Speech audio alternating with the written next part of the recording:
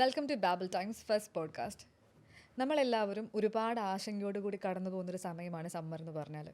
പ്രത്യേകിച്ച് പാരൻസിന് ഇപ്പം വെക്കേഷനാണ്, ഇപ്പം കുട്ടികളായിട്ടൊന്ന് പുറത്ത് പോകാനോ അതല്ലെങ്കിൽ പുറത്ത് ആക്ടിവിറ്റീസ് ചെയ്യുന്ന കുട്ടികൾക്കൊക്കെ ഭയങ്കര ബുദ്ധിമുട്ടാണ് ഈ ക്ലൈമറ്റ്. ഈ സമയത്ത് നമ്മുടെ കുട്ടികളുടെ ആരോഗ്യം എങ്ങനെ കാത്തു സൂക്ഷിക്കാം, എന്തൊക്കെ പ്രിക്യൂഷൻസ് ആണ് നമ്മൾ സമ്മറിൽ എടുക്കേണ്ടത് എന്നൊക്കെ പറഞ്ഞു തരാനായിട്ട് നമ്മളോടൊപ്പം ഇപ്പം അപ്പോളോ ഹോസ്പിറ്റലിലെ പീഡിയാട്രീഷ്യൻ ലക്ഷ്മി അർജുൻ മാം കൂടെയുണ്ട്. Ma'am welcome. നമസ്തേ, താങ്ക് യു. മാം, ഇപ്പോൾ നമ്മൾ പാരൻസായിട്ടൊരു സർവേ നടത്തിയതിൽ കൂടുതൽ ക്വസ്റ്റ്യൻസ് വന്നത് ഡീഹൈഡ്രേഷനെ പറ്റിയിട്ടാണ്. അപ്പം പാരൻസിന് ഇപ്പോഴും ഒരു ഐഡിയ ഇല്ല എങ്ങനെയാണ് കുട്ടികൾക്ക് എത്ര ഇൻ്റർവെൽസിൽ വെള്ളം കൊടുക്കണം, അതല്ലെങ്കിൽ പുറത്തുനിന്ന് ആക്ടിവിറ്റീസ് ചെയ്യുന്ന കുട്ടികൾക്ക് നമ്മൾ കുട്ടികൾ ഡീഹൈഡ്രേറ്റഡ് ആണെന്ന് എങ്ങനെ തിരിച്ചറിയാൻ പറ്റും? നമ്മുടെ ബേബി ഇപ്പം ഡീഹൈഡ്രേറ്റഡ് അല്ലെങ്കിൽ നമ്മുടെ ഒരു കുട്ടി ഡീഹൈഡ്രേറ്റഡ് ആണെന്ന് പറയുമ്പം കുറച്ച് സൈൻസ് ഉണ്ട്, നമുക്ക് വീട്ടിൽ വെച്ച് തന്നെ അത് അസസ് ചെയ്യാൻ പറ്റും.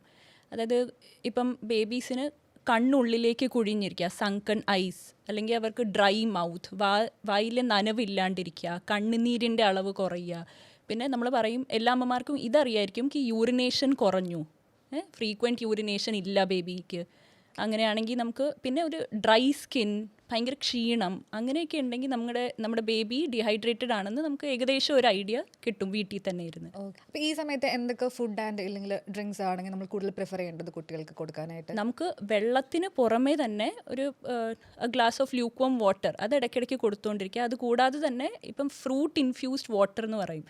അതായത് ഒരു ഗ്ലാസ് ഒരു 200 ml വെള്ളത്തിൽ നമ്മൾ നാരങ്ങ കുറച്ച് നേരം ഇട്ട് വെക്കുക, അല്ലെങ്കിൽ tender coconut water, lime juice, watermelon juice അടിച്ചു കൊടുക്കുക, അങ്ങനെ കൊടുക്കാം. പിന്നെ ഇതൊക്കെ ഉണ്ടായിട്ടും കുട്ടി ഇപ്പോൾ ഡീഹൈഡ്രേറ്റഡ് ആണെങ്കിൽ നമുക്ക് എല്ലാവർക്കും അറിയാം ഓറൽ റീഹൈഡ്രേഷൻ സൊല്യൂഷൻ ORS കുട്ടിക്ക് കൊടുക്കാം. ഈ വെള്ളത്തിന് പുറമെ ഇങ്ങനത്തെ ലൈനുകൾ കൊടുക്കുന്നത് നല്ലതായിരിക്കും ഡീഹൈഡ്രേഷൻ പ്രിവെൻറ്റ് ചെയ്യാൻ വേണ്ടി. ബട്ട് ഇത് ന്യൂ ബോൺസിൻ്റെ കേസിലേക്ക് വരുമ്പം അപ്പം ഫീഡിങ് മാത്രമാണ് കുട്ടികൾക്ക് കിട്ടുന്ന എനർജി ഡ്രിങ്ക്. അപ്പം ഈ ടൈമിൽ എന്തെങ്കിലും അഡീഷണൽ ഡ്രിങ്ക്സ്, ഒരുപാട് മിത്തുകൾ നടക്കുന്നുണ്ട്. ഇപ്പോൾ കുട്ടികൾക്ക് വെള്ളം തൊട്ട് നാക്കിൽ വെച്ച് കൊടുത്താൽ ഓക്കെ ആണെന്നൊക്കെ പറഞ്ഞിട്ട്, അത് പോസിബിൾ ആണോ? അത് ഇല്ലെങ്കിൽ അങ്ങനെ ചെയ്യാൻ പാടുണ്ടോ? ശരിക്കും 6 മാസത്തിന് താഴെയുള്ളൊരു കുഞ്ഞാണെങ്കിൽ നമുക്ക് വെള്ളം കൊടുക്കരുത്. പെർ ഓറലി നമ്മൾ ബ്രസ്റ്റ് മിൽക്ക് കുടിക്കുന്ന കുട്ടിയാണെങ്കിൽ ബ്രസ്റ്റ് മിൽക്ക് മാത്രം കൊടുക്കുക, അല്ലെങ്കിൽ ഇപ്പോൾ ഫോർമുല ഫെഡ് ബേബി ആണെങ്കിൽ ഫോർമുല ഫീഡ് കൊടുക്കുന്നതിലും തെറ്റില്ല. അപ്പം നമ്മൾ ശ്രദ്ധിക്കേണ്ട കാര്യം എന്താ, അമ്മ ബ്രസ്റ്റ് ഫീഡ് ചെയ്യുന്ന അമ്മയാണെങ്കിൽ അമ്മയുടെ ഓറൽ ഇൻടേക്ക് ബെറ്റർ ആക്കുക. അതായത് അമ്മയ്ക്ക് നല്ലോണം വെള്ളം കുടിക്കാൻ കൊടുക്കുക. ഇപ്പോൾ 2 ലിറ്റർ വെള്ളം കുടിക്കുന്നതിന് പകരം 3 ലിറ്റർ വെള്ളം കുടിക്കാൻ പറയുക അമ്മയോട്. അപ്പോൾ അതിലൂടെ അമ്മയുടെ ബ്രസ്റ്റ് മിൽക്കിൻ്റെ ഔട്ട്പുട്ട് കൂടും. അപ്പോൾ കുഞ്ഞിന് ബ്രസ്റ്റ് മിൽക്ക് മാത്രമാണ് നമ്മൾ സജസ്റ്റ് ചെയ്യുക. ഫ്രീക്വൻസി കൂട്ടേണ്ട ആവശ്യമുണ്ടോ? ഫ്രീക്വൻസിയും കൂട്ടാം. ഇപ്പം 2 മണിക്കൂർ കൂടുമ്പോൾ, 3 മണിക്കൂർ കൂടുമ്പോൾ, അല്ലെങ്കിൽ ഇടയ്ക്കിടയ്ക്ക് കുഞ്ഞ് കരയാൻ തുടങ്ങും. പിന്നെ ഈ പറഞ്ഞ പോലെ നനവൊക്കെ മാറുക, കണ്ണുനീരില്ലാണ്ടിരിക്കുക, അങ്ങനെയൊക്കെ ഉള്ളപ്പോൾ നമുക്ക് ഫ്രീക്വൻസിയും കൂട്ടിക്കൊടുക്കാം. പക്ഷേ ലെസ് ദാൻ 6 monthsന് നമ്മൾ വെള്ളം കൊടുക്കരുത്. ഇപ്പം ഫോർ എക്സാമ്പിൾ ആ ടൈമിൽ ഇപ്പം കുട്ടിയുടെ അമ്മ എന്തെങ്കിലും ഹെൽത്ത് ഇഷ്യൂസിലൂടെ കടന്നു പോകുന്ന ആളാണെങ്കിൽ ഇപ്പം നമുക്ക് ഫീഡിങ് ചെയ്യാൻ ബുദ്ധിമുട്ടുണ്ട്. ആ ടൈമിൽ ഇപ്പോൾ കുഞ്ഞിനെ ഡീഹൈഡ്രേറ്റ് ചെയ്ത് വെക്കാൻ എന്തൊക്കെ ചെയ്യാൻ പറ്റും?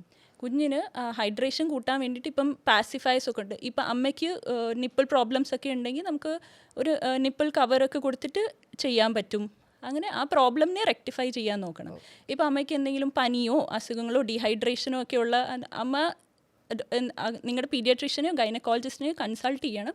ഈ മരുന്ന് അമ്മയ്ക്ക് എടുക്കാൻ പറ്റുമോ എന്ന് ചോദിക്കണം. ആ മരുന്ന് അതനുസരിച്ചിട്ട് കൊടുക്കുക. ചില മരുന്നുകൾ ബ്രസ്റ്റ് മിൽക്കിൽ കൂടെ പാസ് ചെയ്യും.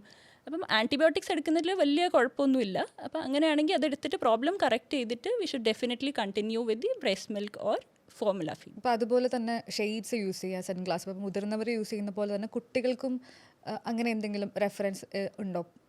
നമുക്ക് ഇപ്പം പുറത്തു പോകുന്ന കുട്ടിയാണെങ്കിൽ ഇപ്പോൾ കുഞ്ഞിനെ കഴിവതും പുറത്ത് കൊണ്ടുപോകാണ്ടിരിക്കുക. ഇനിയിപ്പം ഒഴിച്ചുകൂടാൻ പറ്റാത്ത സാഹചര്യമൊക്കെ ആണെങ്കിൽ കുഞ്ഞിനെ പുറത്ത് കൊണ്ടുപോകുമ്പോഴത്തേക്കും സൺസ്ക്രീൻ യൂസ് ചെയ്യുക. സൺസ്ക്രീൻ അതിന് ഉപരി അംബ്രേലാസ് യൂസ് ചെയ്യുക, ഹാറ്റ്സ് യൂസ് ചെയ്യുക, നല്ല ഒരു വിസ്കേഴ്സൊക്കെ ഉള്ള ഹാറ്റ് യൂസ് ചെയ്യുക. അതുകൂടാണ്ട് സൺസ്ക്രീൻ എന്ന് പറയുമ്പോഴത്തേക്കും നമ്മുടെ ഡെർമറ്റോളജിസ്റ്റ് ലെസ് ദെൻ 6 months ഉള്ള ബേബീസിന് സൺസ്ക്രീൻ അങ്ങനെ റെക്കമെൻഡ് ചെയ്യുന്നില്ല. കഴിവതും പുറത്ത് കൊണ്ടുപോകാണ്ടിരിക്കുക. ഇനിയും മോർ ദെൻ 6 months ഉള്ള കുട്ടികളൊക്കെ ആണെങ്കിൽ നമ്മൾ പുറത്ത് കൊണ്ടുപോകുമ്പോഴത്തേക്കും ഒരു സൺസ്ക്രീനൊക്കെ നല്ലോണം ആംപിൾ എമൗണ്ടിൽ, നമ്മൾ 2 finger റൂൾ എന്നൊക്കെ പറയും. അപ്പം നല്ലോണം സൺസ്ക്രീൻ എടുത്തിട്ട് നല്ലൊരു തിക്ക് കവറിങ് ഒക്കെ ആയിട്ട് പിന്നെ കുഞ്ഞിനെ പുറത്ത് കൊണ്ടുപോവുക. പിന്നെ ലൈറ്റ് കളർഡ് ക്ലോത്തിങ് ഇടുക. അതുകൂടാണ്ട് അംബ്രേലാസ്, പിന്നെ ഇതൊക്കെ യൂസ് ചെയ്യുക. SPF അങ്ങനെ എന്തെങ്കിലും പ്രിഫറൻസ് ഉണ്ടോ? നമ്മൾ യൂസ് ചെയ്യുന്ന സൺസ്ക്രീനിൽ ഈ പറഞ്ഞ പോലെ മോർ ദാൻ ഒരു equal to 30 sun protection factor 30 കൂടുതൽ ആയിട്ടിരിക്കണം. And also remember sunscreen should be applied 30 minutes prior to moving outside. 30 minutes. 30 minutes prior to moving outside, and also it should be reapplied every 2 hours. Okay. Okay. And ഇപ്പോൾ water സ്പോർട്സിലൊക്കെ ഇറങ്ങുന്നുണ്ടെങ്കിൽ അത് water sports കഴിഞ്ഞിട്ട് അത് reapply ചെയ്യാൻ മറക്കരുത്. സൺസ്ക്രീനിൻ്റെ കേസിലേക്ക് വരുമ്പോൾ പൊതുവെ ഒരു മിഥ്യാധാരണയുണ്ട്, ചൂടുള്ള സമയത്ത് മാത്രം സൺസ്ക്രീൻ ധരിച്ചാൽ മതി. അത് മുതിർന്നവർക്കുമുണ്ട്. അപ്പം അതെങ്ങനെ ക്ലൗഡി ഡേയ്സിൽ സൺസ്ക്രീൻ യൂസ് ചെയ്യേണ്ട ആവശ്യമുണ്ടോ? തീർച്ചയായും ക്ലൗഡി ഡേയ്സിലും യു വി റേസ് പെനട്രേറ്റ് ചെയ്യുന്നുണ്ട്. അപ്പം നമുക്ക് ക്ലൗഡി ഡേയ്സിലും സൺസ്ക്രീൻ യൂസ് ചെയ്യണം. ഇപ്പം പണ്ട് കാലത്താണെങ്കിൽ കൂടുതലും പെണ്ണുങ്ങൾ മാത്രമായിരുന്നു ആദ്യം സ്കിൻ കെയർ ചെയ്തിരുന്നത്. ഇപ്പം കാലം മാറി എല്ലാ ആളുകളും ഈക്വലി കോൺഷ്യസ് ആണ്. അപ്പം എല്ലാ ആളുകളും ഐ മീൻ സ്കിൻ കെയർ ചെയ്യുന്നവരാണ്. ബട്ട് കുട്ടികളുടെ കേസിലേക്ക് വരുമ്പോൾ ഇപ്പോഴും ആളുകൾക്ക് കുറച്ചൊരു എന്താണ് ചെയ്യേണ്ടതെന്നൊരു ഐഡിയ ഇല്ല. ഈ വേനൽക്കാലത്ത് കുട്ടികളുടെ സ്കിൻ കെയർ ചെയ്യാൻ ഇപ്പം സൺസ്ക്രീൻ അല്ലാതെ മറ്റെന്തെങ്കിലും മാർഗ്ഗങ്ങളുണ്ടോ?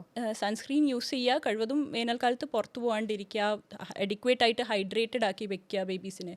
പിന്നെ അവരുടെ ക്ലോത്തിങ് നല്ല ഫാബ്രിക് സെലക്ട് ചെയ്യുമ്പോഴത്തേക്കും നമ്മൾ കോട്ടൻ്റെയോ അല്ലെങ്കിൽ ലിനൻ്റെയോ നല്ല സൂതിങ് ലൈറ്റ് കളേർഡ് ആയിട്ടുള്ള ഫാബ്രിക് യൂസ് ചെയ്യുക. ട്രൈ ടു അവോയ്ഡ് പോളിസ്റ്റേഴ്സ്, അതൊക്കെ അവോയ്ഡ് ചെയ്യാം. പിന്നെ ഒത്തിരി അങ്ങ് ടൈറ്റ് ക്ലോത്തിങ് ഇട്ട് വെക്കാണ്ടിരിക്കുക, നല്ല ലൂസ് ഫിറ്റിംഗ് ആയിട്ടുള്ള ക്ലോത്തൊക്കെ വെക്കുക. അപ്പം ഇതൊക്കെ it helps in heat evaporation.